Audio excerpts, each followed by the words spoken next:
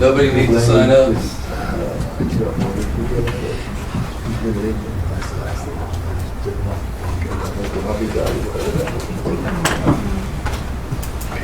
There's two of them. There's one for public comment period, and then there's one for public hearing on the budget. No takers? Come on, Coach. Thanks, Sheriff.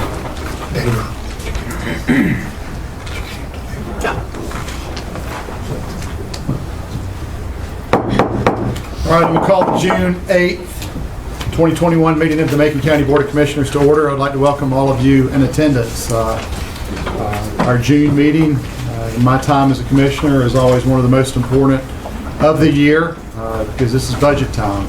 This is when we set the direction of Macon County government for the next year. And there's been a lot of work, especially on our finance department, that has made this happen. So I'd like to thank them. I thank the county manager for dealing with us and our various opinions here and helping our budget hopefully come to fruition tonight and pass. So again, I'd like to welcome all of you. Are there any announcements? Mr. Manager? No, sir. Commissioner Bill? Anybody? All right, we'll all rise, observe a moment of silence, and I'm going to ask our finance director, Lori Carpenter, to lead us in the pledge of allegiance.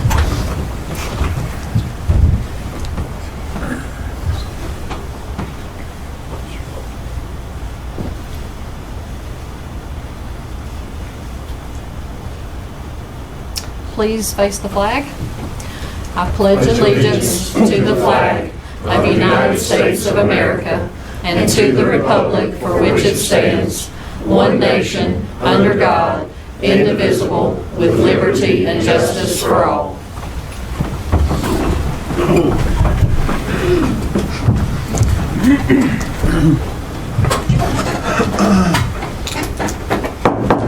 All right, I'm going to go ahead and open up the public hearing for the recommended fiscal year 2021-2022 proposed budget.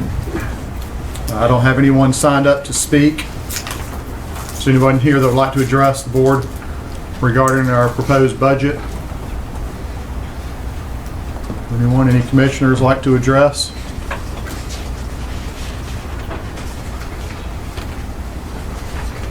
Silence? Looks like just a general broad overview.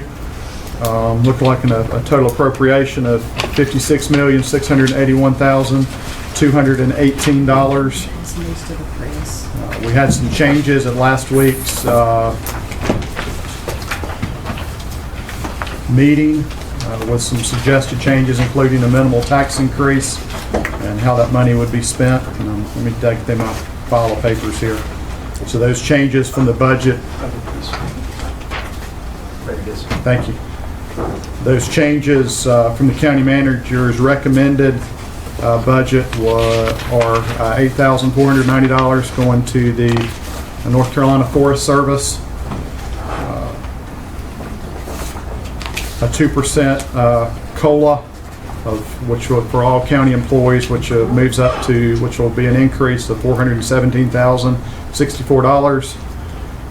In addition to the implementation of the upcoming pay study plan of $644,575, an increase to the library operating fund of $30,000, a one-time donation to the Niquosi initiative of $25,000, and $10,000 appropriated to the Cowee School for a new well, and then $904,993 it will be appropriated into contingency with the expectations that all of that will be spent towards the architectural services and implementation of the new Franklin High School. So that's about just a little over a $2 million increase over the manager's proposed budget. And are there any questions on that? Any comments? If there aren't, I'll accept the motion to approve the budget ordinance as presented, as well as the, okay, thank you. So I guess we're approving the budget ordinance and the budget, correct? Any more comments from the public? Anyone? I'll close the public hearing. Any comments from the board? Motion to adopt the budget is presented by the county manager along with the budget resolution, Mr. Chairman. All right, we have a motion by Commissioner Bill, second by Commissioner Shields. Any further discussion? I'd like to say a little bit. Sure. And while I do understand the slight increase in our ad valorem, we're kind of living in these unprecedented times. And, you know, the county's anticipated to have another $7 million of COVID relief funds. The results of the pay study haven't quite, made their appearance. We don't know exactly what we're going to have to spend. And also, we're not a brokerage firm for the county's tax dollars. If there's a need, I'm happy to fund it. I'm happy to spend it. I'm on board for the high school. I'm on board to see the high school built responsibly and effectively. And I do want to see the plan, and I appreciate this step. But I think as presented, with all due respect, I understand where it's going. That's my reason for opposition. Okay.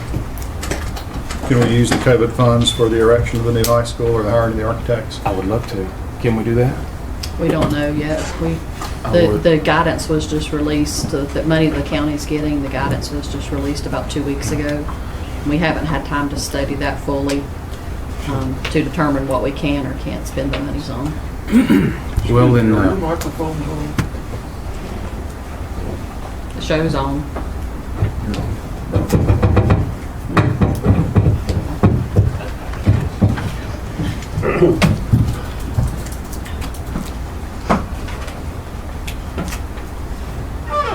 All right.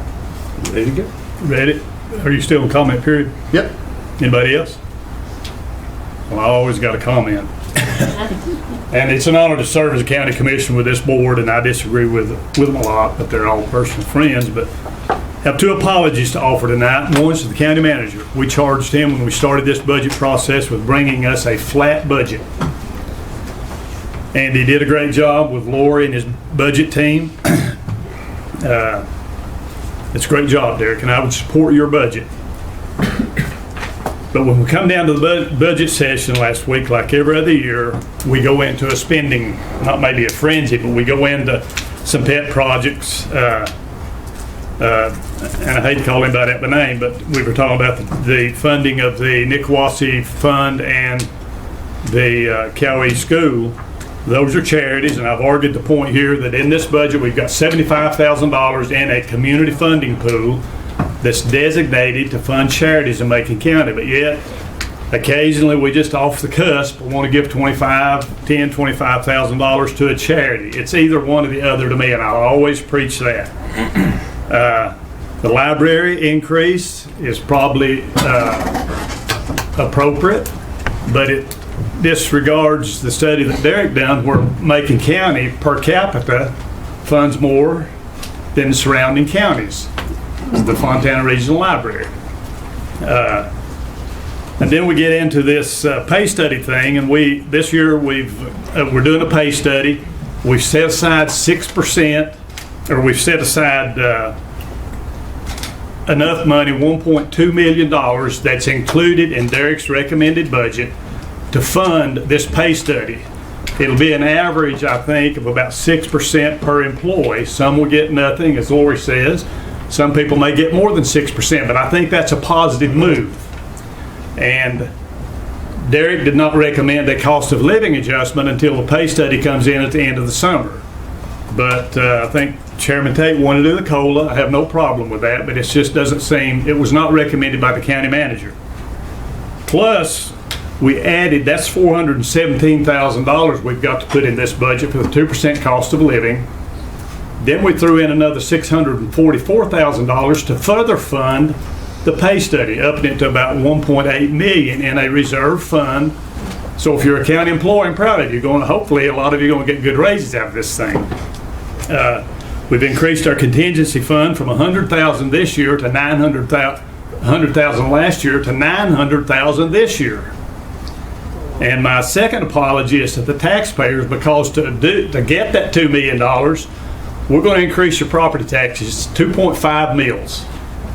If you figure that out, that's 6% of your property taxes. That's the increase. You're going to have 6.75% to be exact. increase to your property taxes. Financially, and plus that's the second, we had a budget increase in 2019 and 2020. It's in the manager's report. We've had budget increases, we haven't had a tax increase. We had a tax increase in 2019, 2020. It's in the budget report, in the manager's report. In 2019, 2020, we had an 18 mil increase, a 0.18 mil increase to the ad valorem tax above the revenue neutral that was required by the revaluation. So we had a 1.8 mil in 2020. We got a 2.5 mil in 2022. I get frustrated with tax increases because financially this county is flush with money. This year and next year, the Macon County Board of Education is getting about $17 million additional dollars off of the COVID-related fund, whatever that is. Macon County is getting, I think, $7 million from COVID relief funds. We've got $28 million in the bank in undesignated fund balance. So we're cash flush, we're flush. I see no reason that 3 members of the board want to go to the taxpayers and say, hey, we need $2 million more dollars. And that's how we're going to get it. It's increasing your taxes. 2.5 mils is a minimal increase, but it's a 6.75% overall increase in your taxes. A side note, Jackson County just reduced their millage rate to 36 after their reval. They have no countywide fire tax like we do too. So I cannot vote for the commissioner's budget this year based on the tax increases that I cannot justify. Thank you for your time. Thank you, Paul. Anyone else? Yes, I will address some of the things that Commissioner Higdon talks about every time we have a budget. Number one, the taxes in Macon County, even with this increase, will still be one of the lowest in the state on ad valorem taxes. These are not pet projects. All these projects are important. When you talk about the 2% COLAs for our employees, which we struggle with now. Our pay study, we've had 4 pay studies. Not one pay study has been fully funded. After much discussion and thought was put into this, we decided we're going to try to fund this pay study for our employees. If we don't have employees, we don't have anything. Our employees are our county. They take care of our citizens in every way. The library asked for $53,000. And I'm not saying we shouldn't have given 53, but we did give 30. The Naquasia Initiative, if you don't know what that is, the Naquasia Initiative is very important to our county in a lot of ways. Number one, it puts us working together with the town and the Eastern Band as we try to improve as we come into our county, which will always increase our tax base, whether it be in sales tax or in ad valorem tax. The Cowie School is a county-owned building. We're putting a well in our own building. We do help out with the Cowie, the Heritage Center at Cowie School, but that's for a well that has been desperately needed for a long time. So a pet project to me is we go out and buy a dog. You just ain't buying no dogs. All these are very, very important. Do I like to raise taxes? No, I voted for about 3 tax increases over the past 18 years. And they've every one been needed. If you look closely at the contingency, it's like we could not get the support to pass for a new high school, which would took about 5.5 to 6.5 cents. I guess the board felt like that we could go on with another direction. I feel that this was our opportunity to do a high school in Macon County. We'll see. But the $904,000, I'll assure you, will go into contingency and it will be used. It was set aside especially in the motion for this tax increase for the things that have to happen at the school as far as preparation, and that's not enough for the architect fees and everything that goes with it for a $90 million project. As far as the fund balance goes, you heard Commissioner Higdon quote 20-some-odd million. You've got to remember that many, many years ago, no members of this board, but several, we have to have 8% fund balance in our on hand at any time. Many, many years ago, the commissioners on this board voted that make that 25%. So you can take that number and 25% of that cannot be touched unless by the majority of this board, they're going to change that percentage. I don't see that happening anytime soon. The fund balance takes a long time to go, and it takes is very easy to spend. That's our seed corn. You start spending your seed corn, you're not going to have a crop. So with that, we have many other projects that need to do, and maybe this coming year we can tackle some of those. We want to ask for the county manager to prioritize those. So these are not just things that fell out of the blue. These things that were requested of the county manager to put in his budget. He chose not to. When the county manager makes a budget, that's just a starting point. It's up to the commissioners to come in and see what they think needs to be done. And I think the main thing we need to remember in this budget is the main reason for this small increase in taxes is to take care of our employees and to get us a fund started, hopefully for a new high school in an area that's badly needed. Since 1952, that high school has been on the ground. So just to clarify my position to the budget and the calls I've received, most people realize they have the best deal possible when it comes to our fire departments, when it comes to our sheriff's department, our EMS, all of our employees. When you vote against the budget, you vote against everything. You don't vote against the tax increase. You vote against the sheriff's department, you vote against EMS, you vote against all the services of the county. Because without a budget, you revert back to the old budget.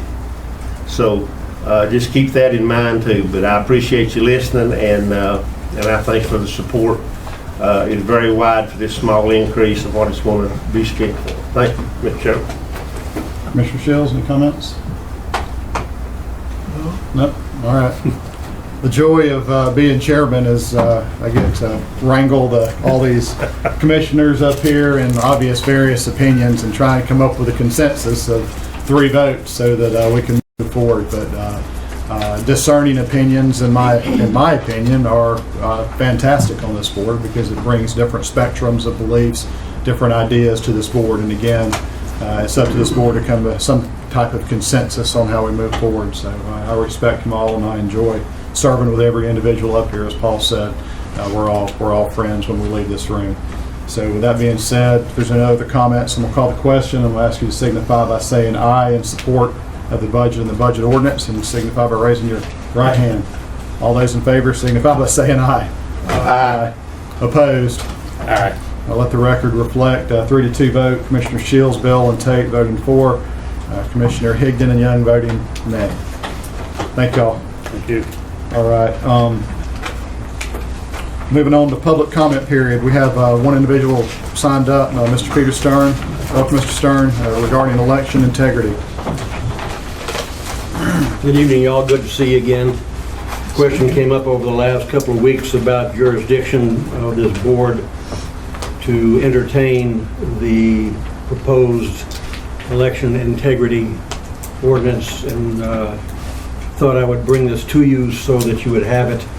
I think I was sufficiently covered everybody by sending you a copy of this 3-page extract from the North Carolina General Statutes. The black letter law shows clearly under 153A-12 that you have the right, power, duty, and function to execute those.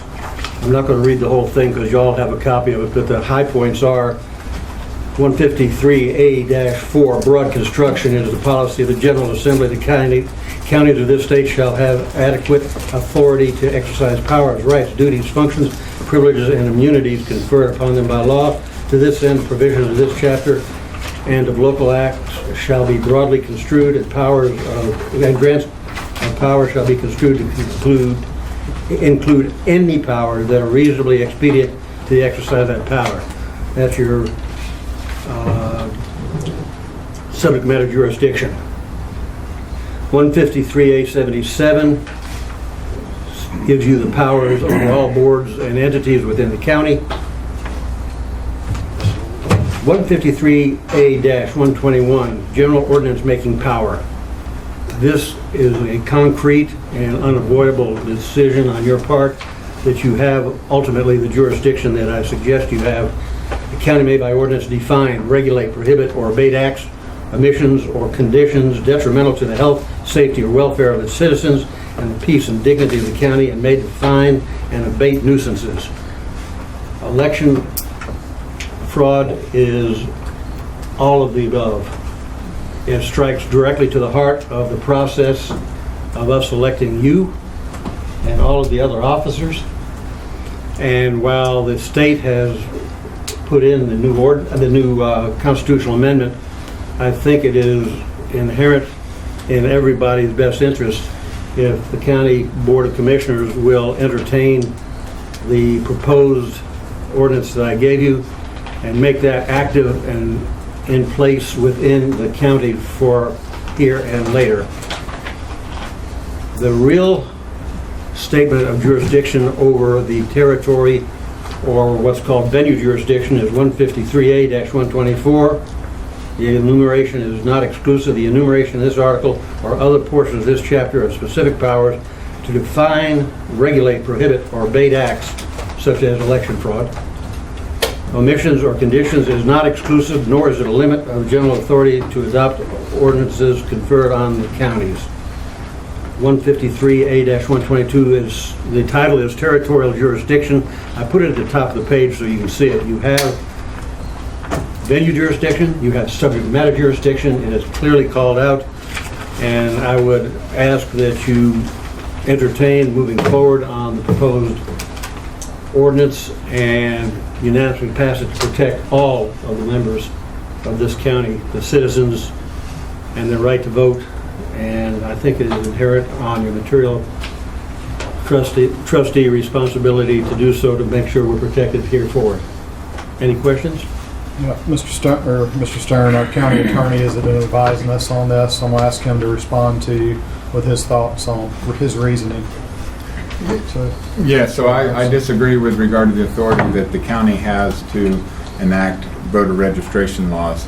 I think that the current issue is whether even the states have that authority, and I guess we'll probably find that out with regard to what happens between the feds and the state of Georgia and their election laws that they've passed. So I think that the first question is whether the states even have that right, and then the next question will be what does the state do? So at the very first immediate level, I think that could come into play is at the state level, but right now I think it rests with the federal level. I don't think that the county has that authority, and if the county were to engage in that or enact legislation about what is required to be a registered voter within the within Macon County, we will promptly be sued by a whole lot of people, and that will cost sufficiently more in defense and man hours than the Macon County budget would allow, and I don't think it would be prosperous. Well, in response to you, the black letter law says it straight out. They have the authority to do anything to protect the peace and dignity of the county. It does not exclude anything. It is all inclusive. And if we were to adopt the position of being afraid to be sued for anything that any county, city, state, or federal group would do, would be back in the time of King George, and this would not be a very pleasant place to live. So I would suggest that if you operate from a point of fear, you'll lose every time. If you operate from a point of strength, which is to protect and defend that flag, this country, and our voter integrity, it's a choice that you all have to make as the Board of Commissioners, but it is your duty to protect us. And I think the best way to protect us is to be sure that the constitutional amendment that the state passed is active in this county in case something happens somewhere else. My concern is the agenda of anybody who would go against protecting our voting rights, I don't think is a good faith argument. So anyway, you've got, my position is you've got the authority since you entered into it, Mr. Ridenour. If you think that this is not legal and binding, you might want to issue a written opinion to the Board of Commissioners saying why they should ignore the North Carolina general statutes. Thank y'all. Thank you, Mr. Stern. Anyone else like to speak, public comment? I'd just like to say to Mr. Stern, thank you for your service. We know you each too. other, appreciate what you're standing for, and thank you very much. Now, Thank your you. apology too. Under the advice of legal counsel, I'm trying to stop using my personal email. I'm not a techie. I'm switching over to maconNC.org. I got one of your emails today, but I didn't get the response from our legal counsel, so I wasn't just trying to figure this email thing out. I do it too every day. But voter ID, I think that was the backbone of your resolution. Exactly. There's too many instances, recorded instances, and I put a letter to the editor in the Macon County News, which recorded some of them.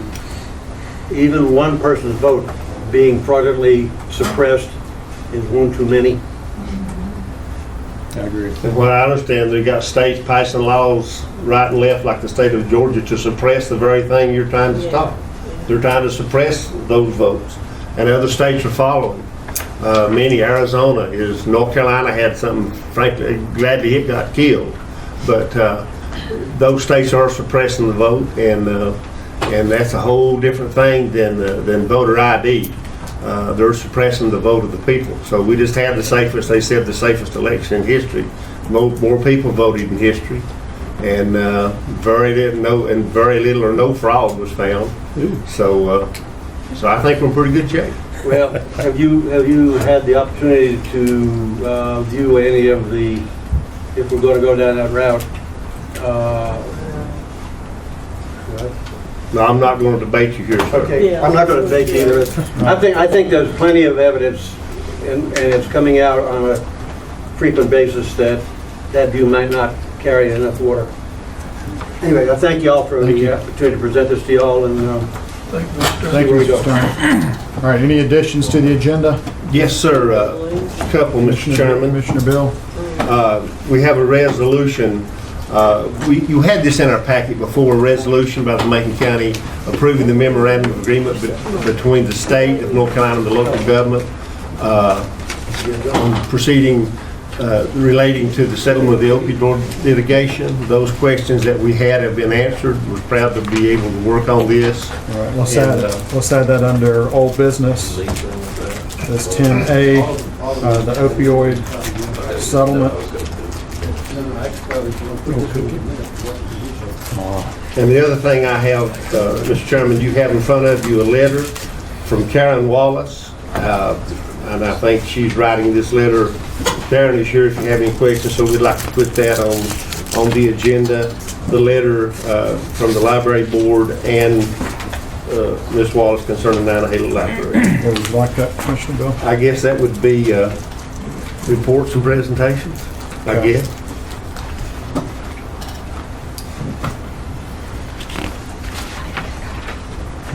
Thank you, Mr. Chairman. Anything else, Mr. Manager? No, sir. Lori, good? Gentlemen? We're good. I'll set it up, Jim. All right. Can I get a motion to approve the agenda Make a motion with to said changes? We got a motion by Commissioner Shields. Second by Commissioner Young. All in favor? If I'm saying aye.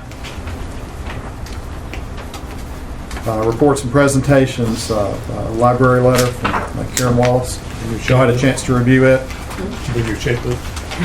So this is a letter from the Lice Library, and I apologize, as liaison, I was not able to attend that meeting. Karen and the chairman of the library board, and so what this talks to is we're back to the Nantahala Library, and this is a prioritization, Mr. Chairman.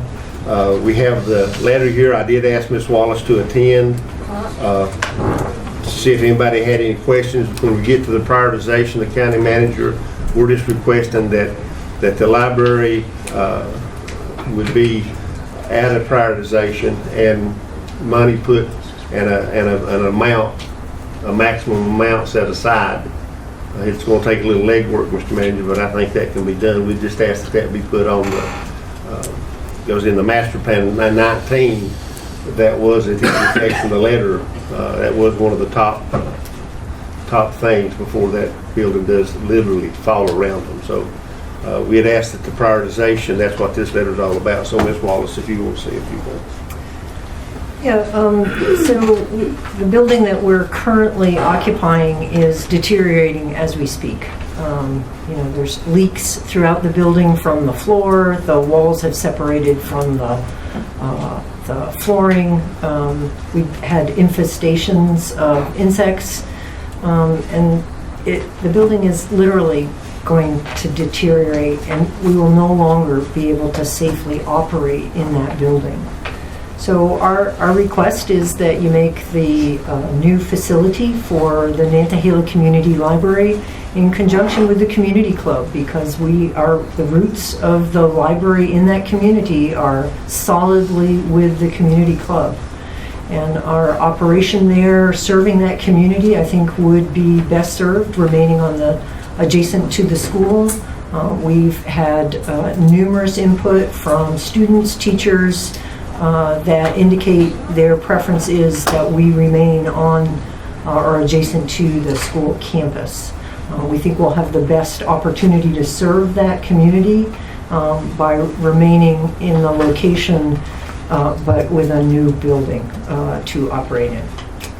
And I'd be happy to answer any questions you might have. I've got some. Anybody else first?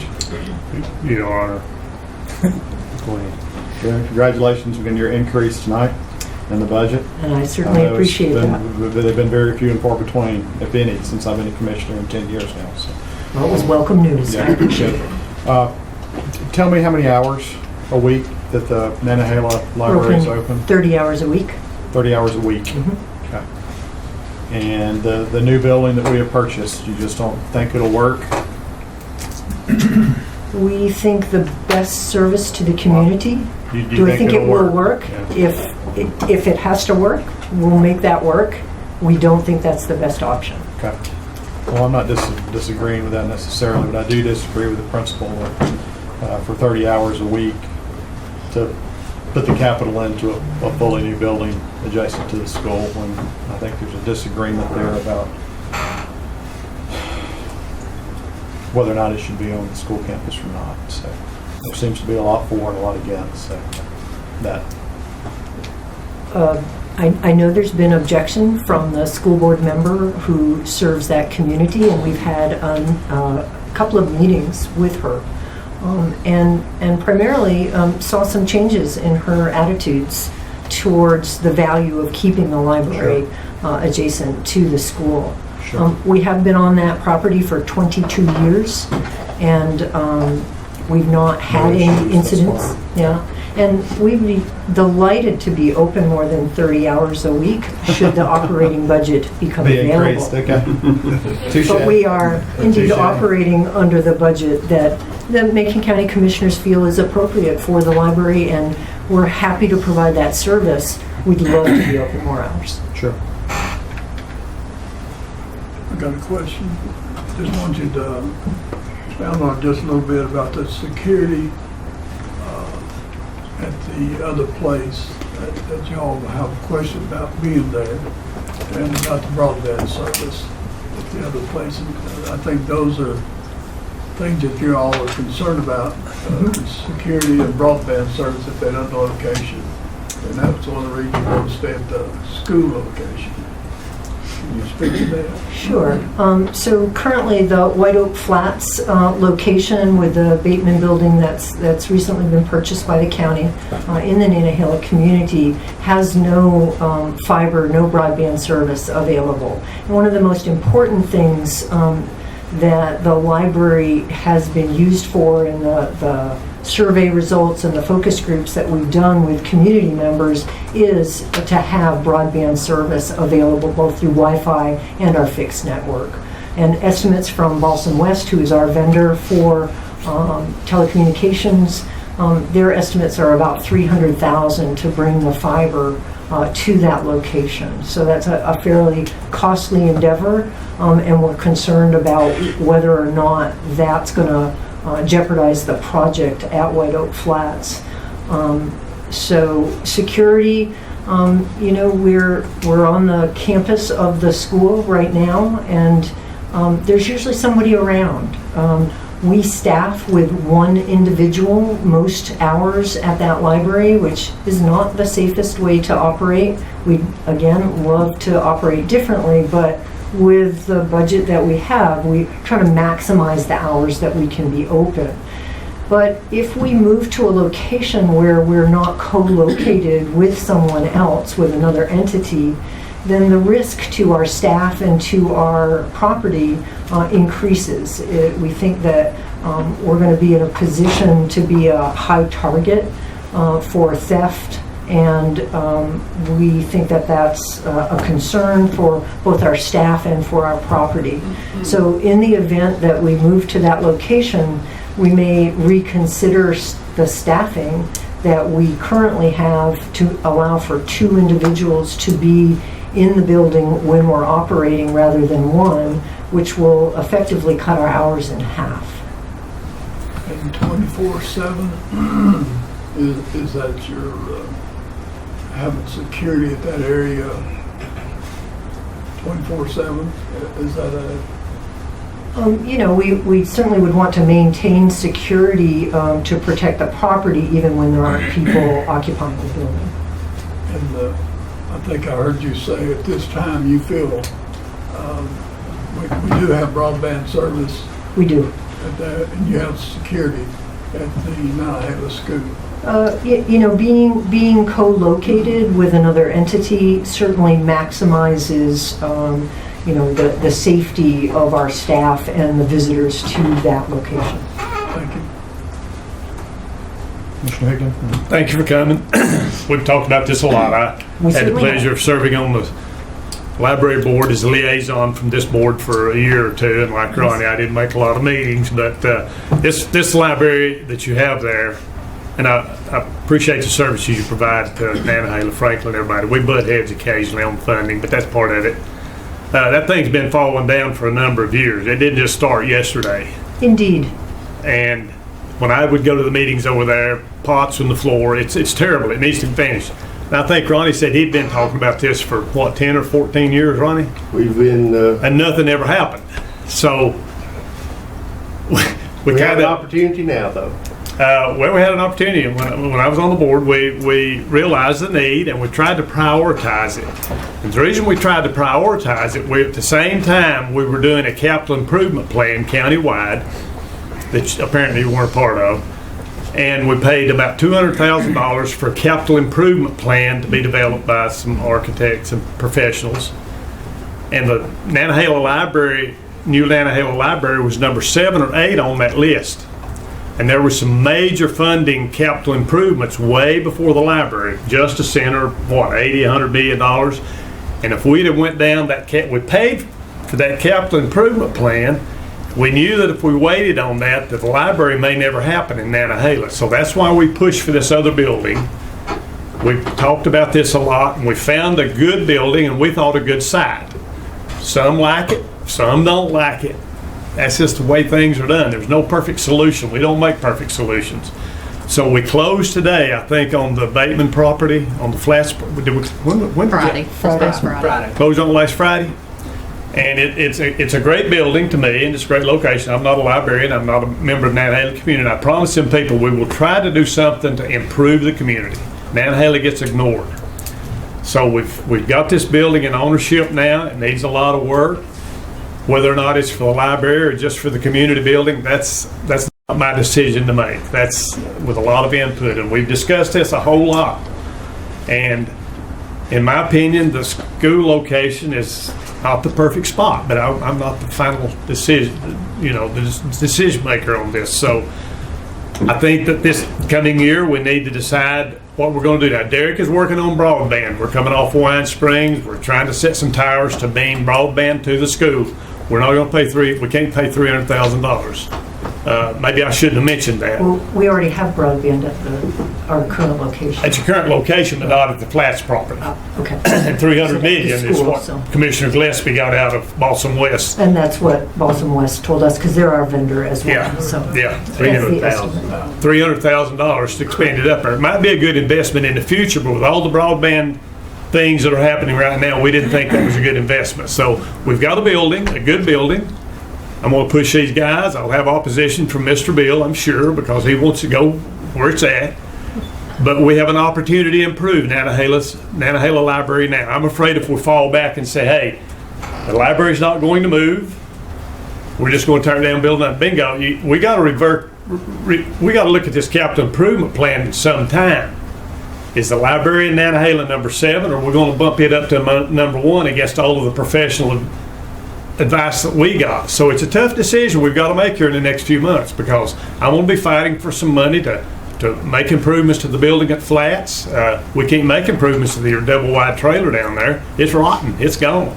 So that's the decision we got to make. Is the library willing to move, or if not, do we move forward with a community building at the Flats property and then try to figure out what to do with the library? I don't know. But at least it's in forefront right now. And we certainly And appreciate that. That's where you wanted it. So we got her there. It may not turn out like everybody wants it, but we're working on it. Well, we absolutely appreciate the attention this project is And I getting. think our agreement with Fontana Regional Library is to provide a building.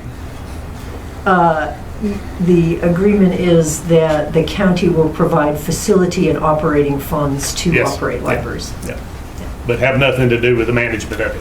Correct. That's your expertise, and you do an excellent job. If it means increasing staff, change it. You know, we may have to put a little more money in the long run. I think it'd be a little more money to put into another staff person. There's some options. We need to We would explore certainly those. welcome that. Pardon? We would certainly welcome that. Rather is to draw strict lines that we ain't gonna do this or we're gonna do that or not. What are our options? What is economically the best thing for the community and for the county? So thank you for the work you do. Thank you. Thank you, Karen. Common sense still works. Thank you so much. Well, and our indication in this latest letter supports that, is that we are open to options. What we're doing is telling you, if you're asking us as library staff and library management, what we think the best option is. And that's what we're telling you, is we think we can best serve that community by staying adjacent to the school. It will save money in the long run by not having to bring new fiber to another location at a very high cost, and will be available to students and teachers in a much more meaningful way than we will to be 4 miles away. So we've never said that we would not relocate. We're leaving all options open, but if you're asking us as the library management who specializes in delivering library service, what our thoughts and preferences are, what we think will be the best way to serve those community members, it would be to stay adjacent to the school. And either way we go is gonna be less than what the capital improvement plan projected, $4 million. Your eyes were as big as mine when we saw that number. We could build a nice library for $4 million. So either way, we're going to save money. I believe they estimated 10,000 square feet for a Just move into the facility. school. And at no point were we consulted on that. You were shocked as and I was. We don't need 10,000 square feet at a cost of $4 million, which would probably be $6 million today. So, no, but we do agree that the building that we're in is deteriorated to the extent that their recommendation for demolition, we would agree with. But we need a new home first. You do. I'm sure you don't want us to not have a library in Nantahala. Thank you for hearing us. And full disclosure here, I got a text from Representative Carl Gillespie this morning that says, please consider applying for state and federal broadband grants for the Nantahala community. I believe that they will definitely qualify, because that'll help out with the library and the community center. I spoke with the county manager about that earlier to make sure we're on top of that. And we're also investigating the E-rate. E-rate has emergency connectivity funds that are becoming available. That's how we provide our telecommunications, is through the E-rate program, which is specifically for schools and libraries. And we receive about 75% discount on our telecommunications. The emergency funds are making additional funds available for installation of fiber and lighting the fiber. So we're The investing. reason that we hedge a little bit on what Representative Gillespie said is since we've moved to a Tier 3 county, it's very, very difficult. It's almost impossible to get a grant. Yeah, that's one of the reasons we're looking at those It's a E-rate blessing and a emergency curse. funds. Yeah. So- That's just a fact. It's hard to, we're looked at last. So, I would say finally that whatever decisions and discussions that you have, we really would appreciate being as involved as possible in those discussions, so that things like the capital improvement plan that recommended a 10,000 square foot library at a cost of $4 million that we didn't have any input in, that's the kind of activity that I don't think is beneficial to you all, to know really what would it take to have a decent library to serve the people of that community. So I agree with that. to Thank be you, as Karen. involved as we can. So Thank you. thank you for your time and Sure. consideration on that project, and Thank you. again for our operating increase. Thank you. All right, old business, opioid settlement. yes, sir. Commissioner Bill. And Mr. Council can speak to this also. This is a resolution. I'm sure everybody's had the opportunity to read the resolution that all counties in North Carolina, if not passed it, will pass it. There was a question about attorney fees that when we worked on this with the North Carolina Association of County Commissioners, that we had to get clarified a little bit. Our council has worked on that, as other folks across the state have. That has been resolved. So if everybody's, and you don't have to, the question was, Mr. Chairman, I don't want to get in the weeds here, but if the county had voted to become part of the litigation, which we did not, which we held on, we kept our powder dry so we could have options, which I think in the long run, it shows the best thing, because those counties who entered into litigation and paid that money, that's where the questions arose. So I think that's all been settled now, and because we didn't want to get X amount of dollars in for the opioid, to fight the opioid crisis and what it's cost us already, and then have to pay attorney fees, and you couldn't take it out of that money. So we got that clarified. So with that, Mr. Chairman, if everybody's had a chance to read the resolution, I'd make a motion that we pass the resolution and show Macon County in the I column. We got a motion by Commissioner Bill regarding the opioid settlement resolution. Mr. Attorney, we got a motion on the floor. Can we get a second? Second by Commissioner Shields. Discussion. Mr. Attorney, anything you'd like to add? Well, I would just add, I'm obviously new here, but I quickly learned that Commissioner Beal, when he was president of the North Carolina Association of County Commissioners, was actually way out in front on this. And at every meeting I attended, there were at least 3 different people that were singing Mr. Beal's praises. So anyway, that was just a really neat thing to jump into and realize that how much Commissioner Beal had done and led the way on this. And the highlights of it, just briefly, are that Macon County's share. Now, there's still not a guarantee this is going to go through, and so it's still not guaranteed that it'll happen. But if it does, under this agreement, over the next 18 years, Macon County would get estimated $3,967,519. Now, that's payable over 18 years, and that money has to be put into a separate fund to be used for opioid remediation. So it has to be put into the special revenue fund. So if it happens, there will probably need to be a committee, or somebody will have to be in charge of determining how this money is going to be spent on this opioid remediation. And so Is the library and then how they qualify for that? It takes a little paperwork. It'd take a little extra paperwork for that. I mean, I don't know if you could build a classroom in the high school for that type of class or not, but anyway, that's the reason behind it. It is to be used for that, but again, That was encouraging to see to step in a new role and realize that Macon County had its own leader leading this. And the reason I say that is 80% of the money that's coming from this is going to counties. And that was done as a result of the county stepping up and the North Carolina Academy of County Commissioners stepping up and saying, look, the best expenditure of this money is going to be at the local level, not at the state level, but put it out there in the community where it can do the most good and not be wasted on bureaucracy. So I was pleased and proud to see that that's how the money's being spent is mainly to the counties.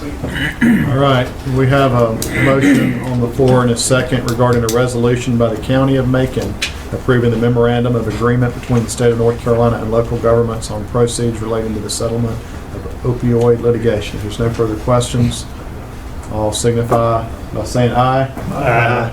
Unanimous, Mr. Decker. Thank you. Thank you both. Just one final point on that. We did get the state to drop from 24% to 15% off the top. So we thought that was a real win. You know, usually they won't tell us how to spend it. So.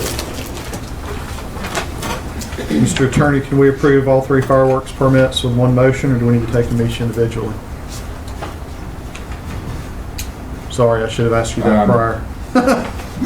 We can take them individually if need be. Well, just to err on the side of caution, because I don't know the answer, why not? Good answer. Let's do them separately. Can we get a motion to approve the Nana Hala Volunteer Fire and Rescue So moved, Mr. Chairman. fireworks permit? Second, Paul. We've got a motion by Commissioner Higgins, second by Commissioner Shields. All in favor? Aye. We get a motion for the Town of Franklin So fireworks moved, Mr. permit. Chairman. Motion by Commissioner Bill. Second by Commissioner Young. All in favor? Aye. Highlands Chamber of Commerce fireworks permit. Motion by you, Mr. Chairman, I'll second it. Motion by Commissioner Tate, second by Commissioner Bill. All in favor? Aye. All right. Item 11B, resolution for Cowee School Arts and Heritage Center designation as an arts agency and authorization to apply for grants as Macon County's local arts agency. Mr. Stacy Guthrie. Welcome, Stacy. Thank you. Welcome, Mr. Cuppers. I'm just window dressing. Are you? Mr. Cooper is our new chair out at Cowee School, Cowee School Board. Congratulations. I as well. Second time around. What I passed around there is a draft of a resolution that would enable Cowee School to apply for some grant funds from the National Endowment for the Arts. They're going to release $135 million this month. It's a pretty quick turnaround time for us.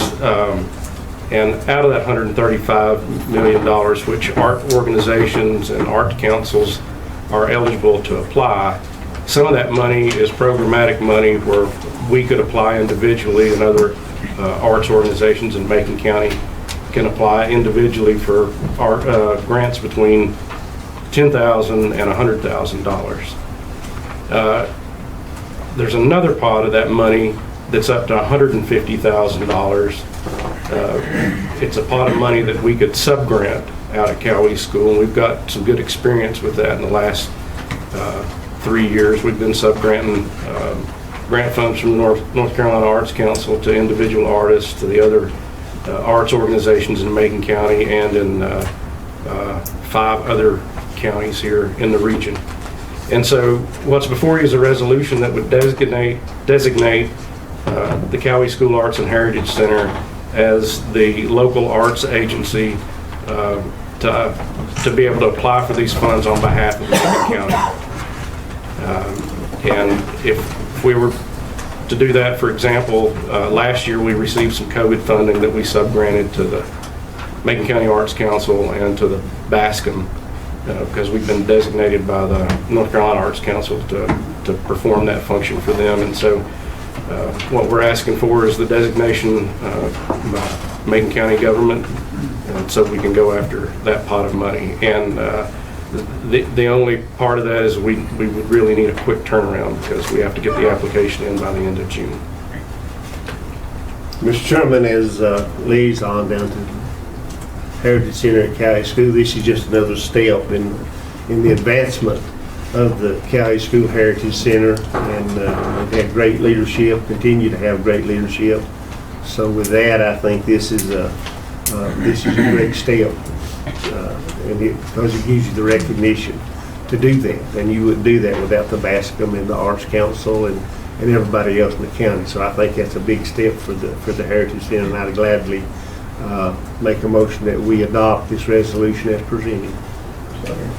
Motion by Commissioner Bill, second by Commissioner Shields. Any questions? I mean, the only question I have is, has Mr. Attorney reviewed this? Is there any adverse? That I'm not aware of. But, no, I like it, as long as Question. we do legal.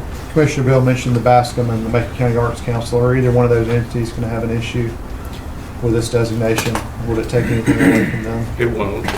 So there's two separate pots of money, the programmatic money that's going to be available. Those two entities would still be able to apply for those funds. All right, all in favor signify by saying aye, pending the county attorney's approval. Aye. For review. Aye.